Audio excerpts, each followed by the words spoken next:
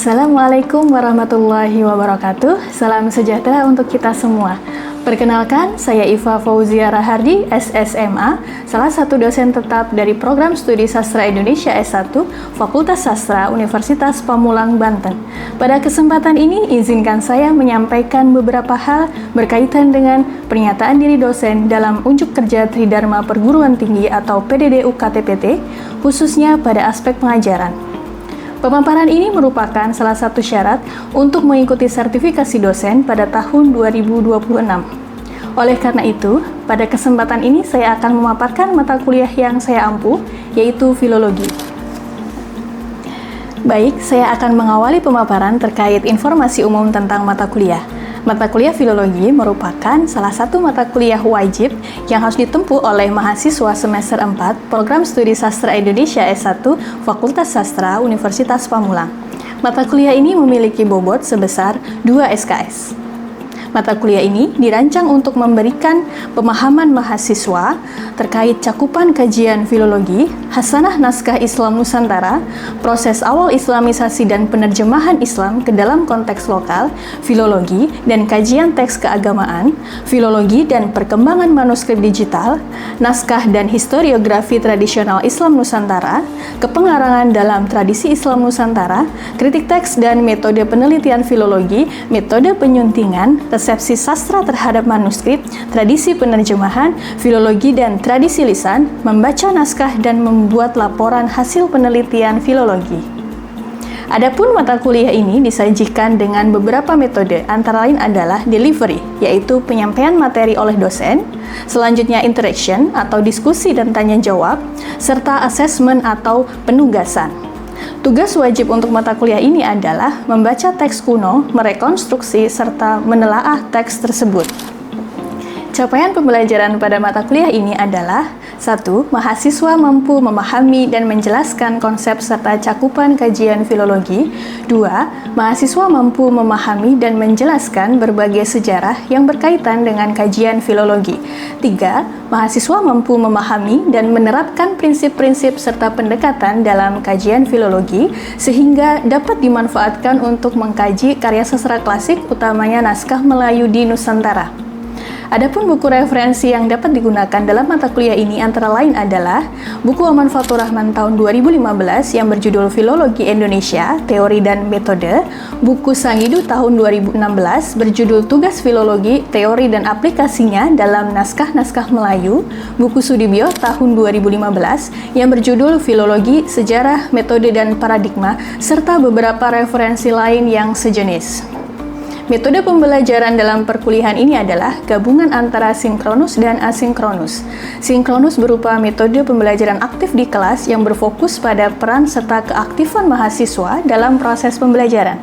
Adapun metode asinkronus berupa metode pembelajaran aktif yang dilakukan melalui LMS Universitas Pamulang, yaitu Mentari Unpam.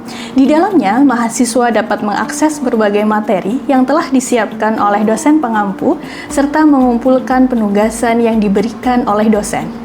Sistem penilaian dalam mata kuliah ini terdapat 4 aspek, yaitu kehadiran sebesar 10%, partisipasi dan penugasan sebesar 20%, UTS sebesar 30%, dan UAS sebesar 40%.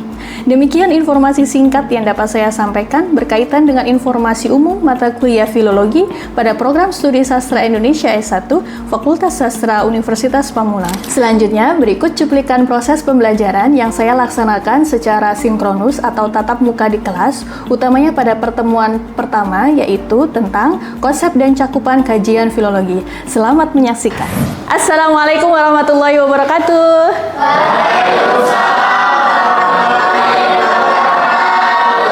Selamat pagi menjelang siang.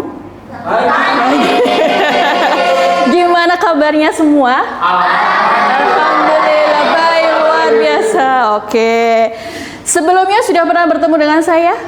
Sudah. Oh, sudah. Di mana ketemu dengan saya? Di jalan. Oke. Di jalan. Sudah tahu nama saya? Belum. Oh, belum. Oke, baik. Sekilas ya, di situ sudah saya cantumkan nama saya Iva Fauzia Rahardi. Kira-kira saya panggilannya siapa ya enaknya?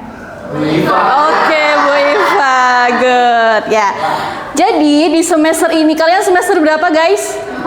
Semester 4. Wah, sudah separuh perjalanan dari perjuangan kalian menuju sarjana, oke? Amin ya. Jadi di semester 4 ini teman-teman akan berjumpa dengan saya selama 1 semester ini. Kalian akan belajar yaitu tentang filologi, oke? Filologi. Sebelumnya, apakah teman-teman di sini sudah pernah mendengar setidaknya tentang filologi? Belum, oke. Belum. Kalau sastra sudah pernah mendengar?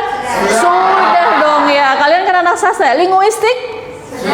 Sudah. Nah, di sini tiba-tiba ada makhluk yang cukup langka, ternyata namanya adalah filologi ya. Dan ternyata filologi itu bisa berteman dengan sastra dan juga dengan linguistik itu. Nah, bagaimana pertemanan mereka nanti kita akan coba lihat selama 1 semester ini gitu ya. Nah, untuk di pertemuan pertama ini saya akan coba menyampaikan tentang konsep dan cakupan kajian filologi. Nah, sebelumnya teman-teman silahkan untuk scan barcode di depan ya terkait dengan presensi di pertemuan pertama ini. Oke. Tidak ada kendala dengan jaringan? Oh, tidak ada. Ada yang butuh tethering? Oh, tidak ada. Oke, sudah.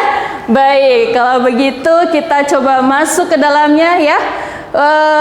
Tujuan pembelajaran pada hari ini adalah ada 2. Karena ini masih perkenalan, maka yang pertama itu adalah mahasiswa mampu memahami dan menjelaskan konsep kajian filologi. Karena pertemuan pertama sekali, maka kita akan coba melihat bagaimana konsep filologi secara umum. Lalu yang kedua adalah mahasiswa mampu menjelaskan cakupan kajian filologi. Jadi setelah kita tahu konsepnya secara umum, bagaimana sih sebetulnya cakupan dari filologi itu meliputi apa saja? Sudah siap? Sudah. Oke. Terkait dengan proses pembelajaran untuk hari ini dan mungkin seterusnya di pertemuan yang selanjutnya, ada 3 poin. Yang pertama tentunya saya akan memberikan materi terlebih dahulu kepada teman-teman ya, supaya teman-teman ya setidaknya mengenal terlebih dahulu tentang materi tersebut. Selanjutnya nanti kita akan tanya jawab dan tentunya ya, kalau kuliah itu nggak afdol rasanya kalau tidak ada tugas. Oke, pintar semuanya. Nah, tugasnya nanti teman-teman adalah tugas berupa uraian tertulis. Oke. Nah, berikut ini referensi yang bisa saya berikan ya dalam mata kuliah filologi. Nah, yang pertama adalah dari Oman Fatur Rahman, yaitu judulnya Filologi Indonesia, Teori dan Metode.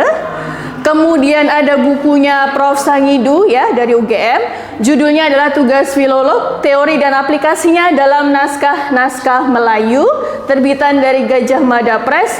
Yang selanjutnya adalah buku dari Sudibyo tahun 2015 berjudul Filologi, Sejarah, Metode, dan Paradigma. Nah, apakah boleh kalau misalnya saya mendapatkan referensi dari yang lain, Bu? Boleh.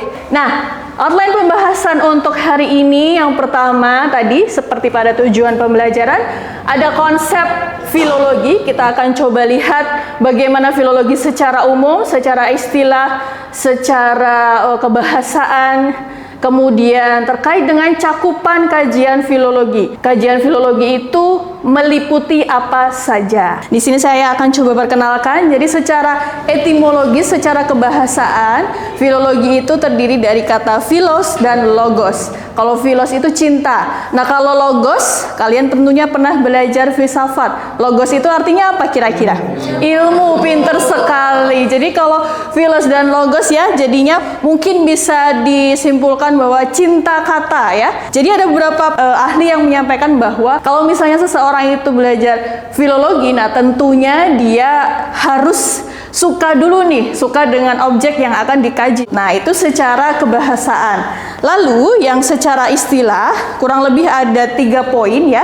Yang pertama itu adalah sebagai gerbang penyingkap khasanah masa lalu. Nah, dengan adanya kajian filologi itu teman-teman, nah di sini teman-teman bisa melihat bagaimana sih kebudayaan masa lalu itu.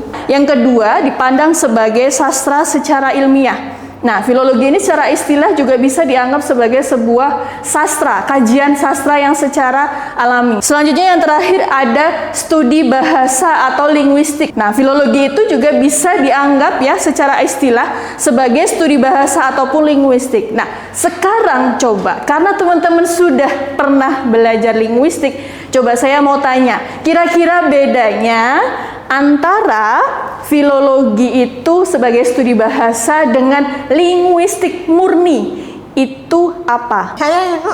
Oke, silahkan sebut namanya dan silahkan dijawab. Nama saya Putri Nabila.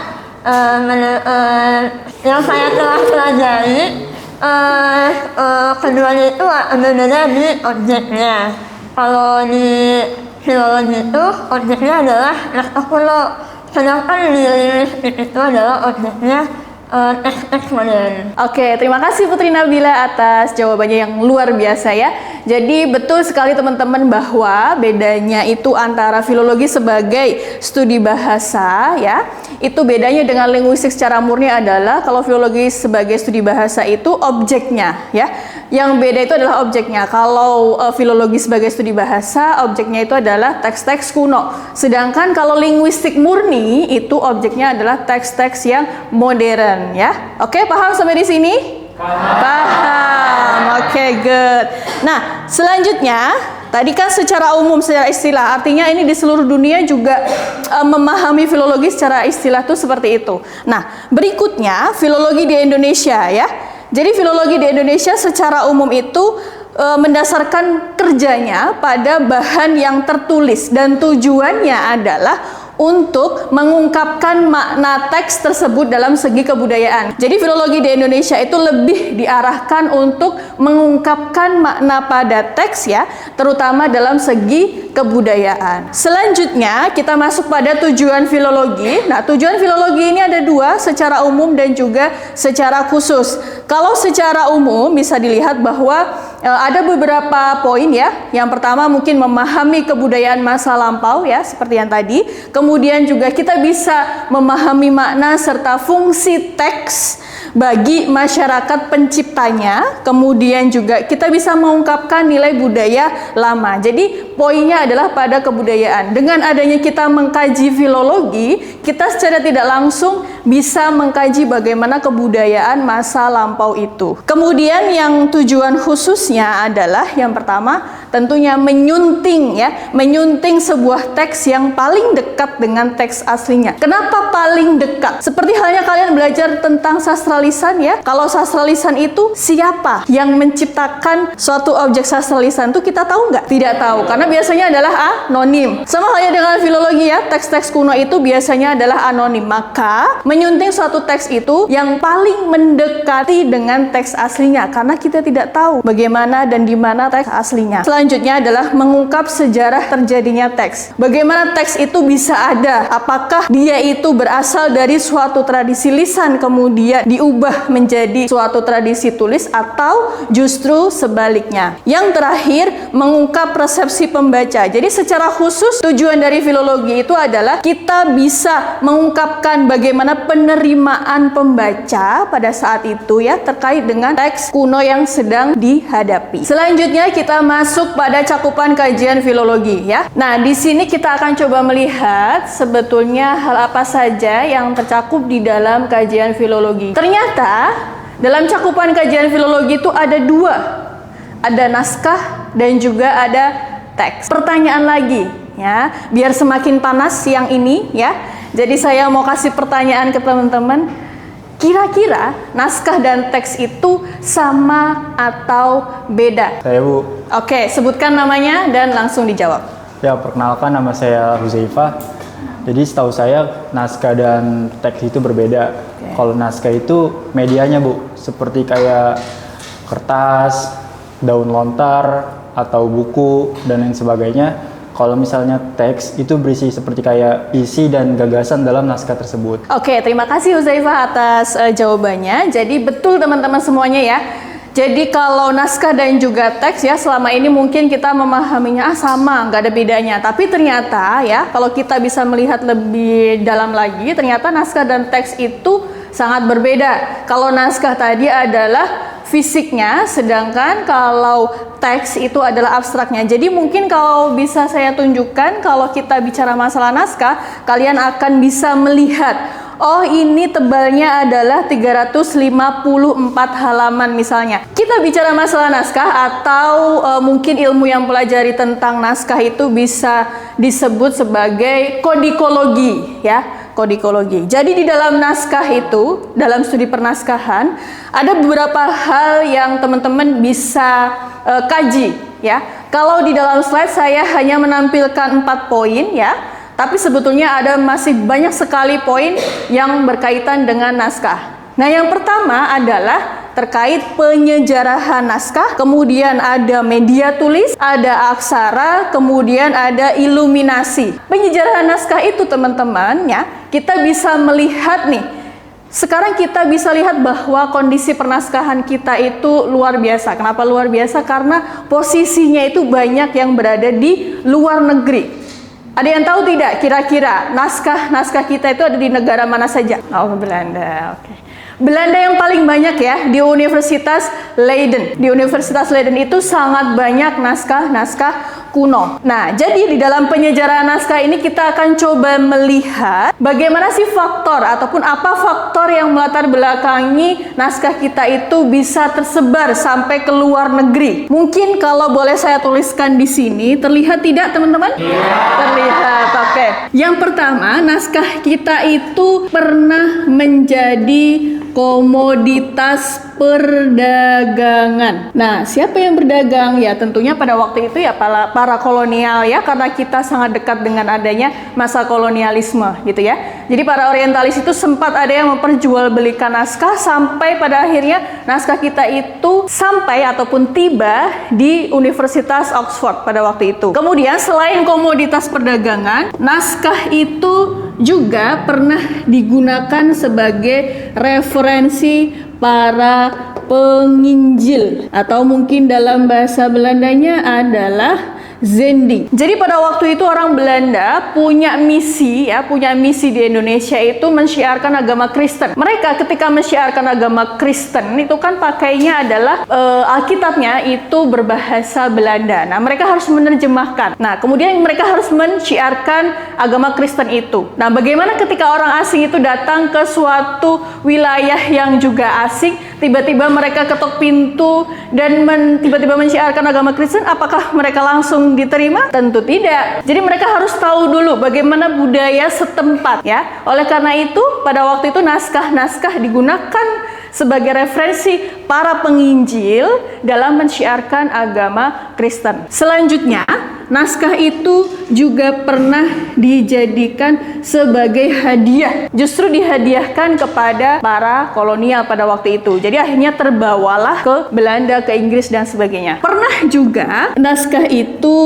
menjadi sebuah benda rampasan. Salah satunya misalnya pasukan dari Raffles itu pernah merampas banyak sekali naskah kuno yang ada di Keraton Yogyakarta, sebanyak 400 sampai 600-an naskah. Hal ini bisa kita lihat dalam penyejarahan naskah, dalam naskahnya. Kemudian selain penyejarahan naskah, kita juga bisa melihat bagaimana sih media tulis dari naskah-naskah kuno. Media tulisnya ada apa saja?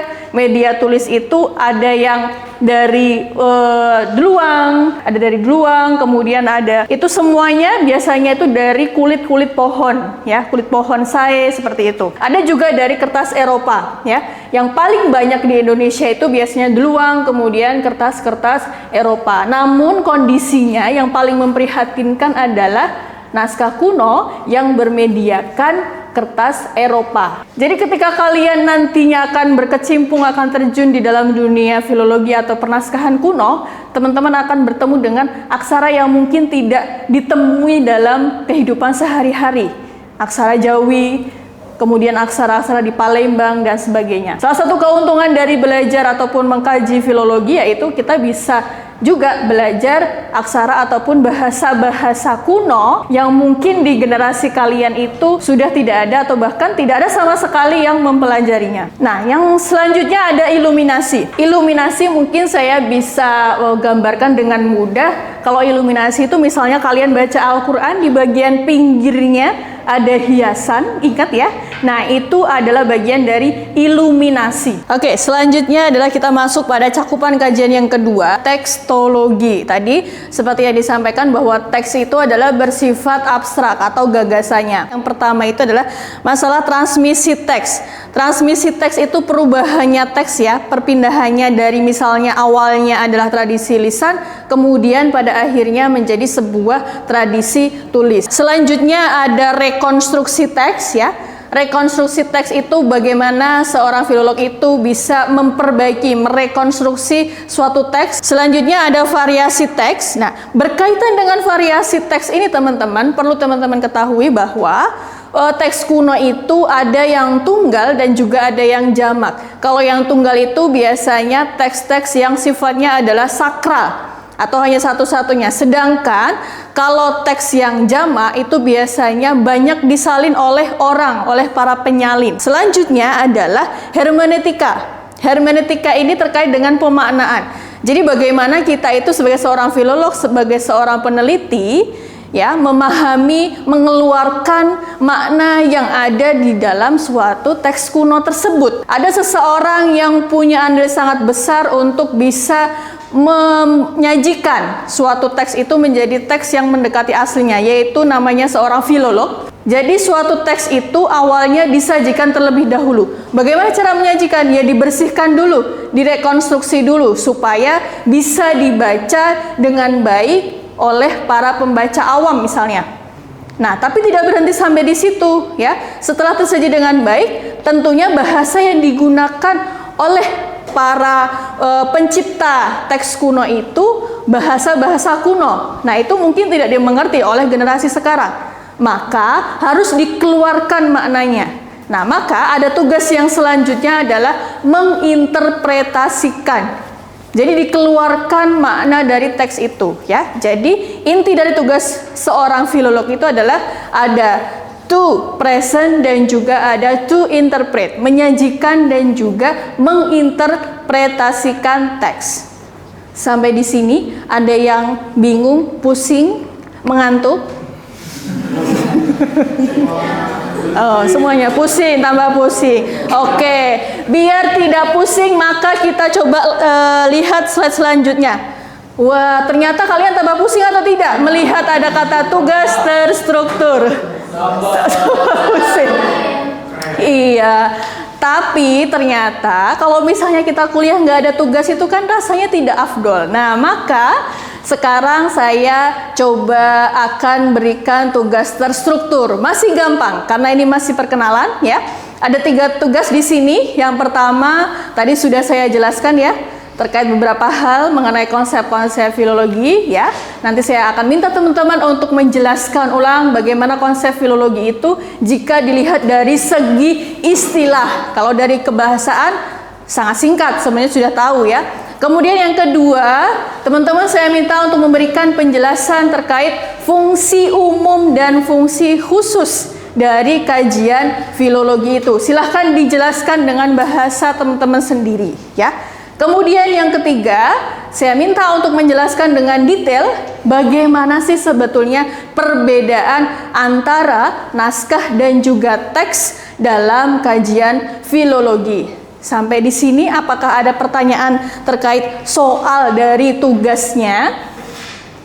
Tidak ada? Tidak ada. Nah, sebelum itu ya, sebelum saya jelaskan harus dikumpulkan kemana, maka saya coba mau bertanya ke teman-teman. Ada yang mau bertanya nggak? Saya Ibu. Oke, namanya? Saya izin bertanya, perkenalkan nama saya Emma. Saya mau bertanya terkait tujuan khusus dari filologi. Pertanyaannya itu, mengapa tujuan khusus dari filologi itu adalah menemukan teks yang paling mendekati aslinya? Oke, baik. Terima kasih. Emma atau Emah atau apa? Siapa namanya?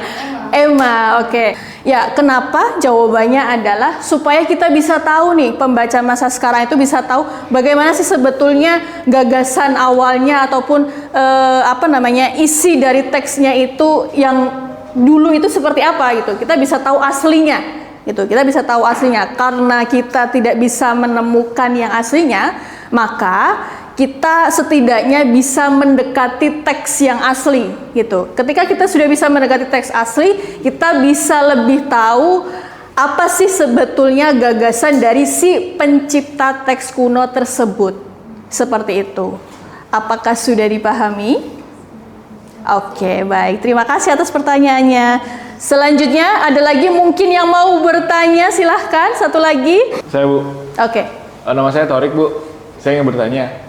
Kan dijelaskan tadi sama Ibu, kalau filologi itu membahas naskah kuno ya, Bu. Apakah naskah proklamasi juga bisa dijadikan objek filologi, Bu? Oke, baik. Terima kasih Torik ya namanya ya. Oh, sangat familiar namanya.